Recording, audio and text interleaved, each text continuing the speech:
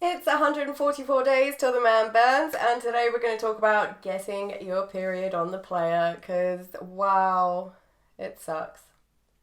Even if you think, like, no, there's no way I'm going to get it, I have a spot on cycle, I know exactly when it's due. You know, you're in a different environment. It's not unusual for ladies who didn't think it was going to happen to them to suddenly find that, yeah, it did. So the first option is trying to avoid it altogether. If you are on the contraceptive pill, then you might be able to just jump onto the next pack if you know you're going to be due that week. But speak to your doctor first because, you know, science and stuff, I don't know what that's going to do to your body, and it's probably not possible with all types. I have heard that, you know, women's cycles can sync up. So, you know, maybe ask a few lady friends about their cycles and start just following them around in the hope that you sync up with them. Again, I'm not a doctor, it's science. I don't know if that's true or if it's just a myth. So considering you might not be able to avoid it or you might get an impromptu visit, it's best to just prepare for the worst. In all of the gear that you're going to bring with you to Burning Man, some tampons and sanitary towels are not going to take up that much space. And even if you end up not using them, chances are you will bump into some poor soul that is not prepared. They can be found hanging around outside the portaloos going, does anyone have a spare tampon? I didn't think I would get my period this week. With tampons, there's a bit of a debate about, you know, applicator or non-applicator, because obviously you cannot put these products down the portaloos. It is your responsibility to keep hold of all these lovely little items that you have used to deal with it and to transport them out of Black Rock City and dispose of them properly. So if you go with an applicator, then, you know, it's one more thing that you need to keep, you know, carry around, and well, not carry around, but you know what I mean. It's one more thing that you're going to have to deal with. You're responsible for that rubbish. On the other hand, with the non-applicator ones, when you consider that, you know, for a lot of people they're not showering and their kind of hygiene ritual is baby wipes and a bit of hand sanitizer, player dust. My friends, player dust. No one wants player dust in there.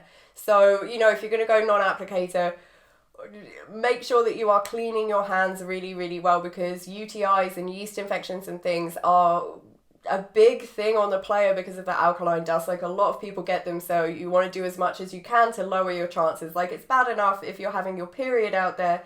You don't want to combine that with a UTI. Like, it's going to make for a bit of a bad week. Sanitary towels are sanitary towels. I'm not going to debate whether wings are better or not, but they kind of are. But they kind of, there's chafing potential, you know, consider the chafing potential if you're going to go with some wings. Wow, I never thought I'd be talking about this on the internet. But, you know, again, like with tampons, you can't dump these things down the portaloos. They're your responsibility. You will need to store those things until you can take them out of the city. So another option is the Moon Cup or Diva Cup, whatever brand you or thing you want to call it. But, you know, it's a cup, it goes up there, it catches everything that's leaving your body, and you can just empty it. And so you don't have anything that you need to carry around with you except the Moon Cup, which, if you know you're using it, you've got a convenient pocket to put it in. If you are going to go that route, make sure you get it in advance, because it is a bit of a learning curve how to get it in and out of there and stuff. So you'll want to get some practice in. You know, you don't want to be stuck in the portaloos for 20 minutes trying to, like, get it out of there or something. Like, practice in advance. Some of you might be wondering, okay, if I can't throw this stuff away, how am I storing it? Like, what am I doing with it? And most people just carry around nice, strong Ziploc bags. You don't want these bags splitting on you, but, you know, Ziploc bags that you can pop anything in. A lot of people will have a toiletry bag where they can put those Ziploc bags in, because, you know, most people don't want to look at that stuff. That's why we flush it down the toilet normally. You can also get bags that are specifically designed for storing sanitary products, and they are not see-through bags. They're scented, and, you know, you can just pop them in there, tie them up, pop it in a Ziploc bag, pop it in a toiletry bag if you want to, and store it somewhere in your camp, wherever in your camp you've decided is where that kind of stuff is going to go. A lot of people's camp setup is having some kind of bin with a secure lid on it. So, you know, if you've got one of those, that's a perfect place to put those kind of things, because you might not want them just, like, rolling around your tent.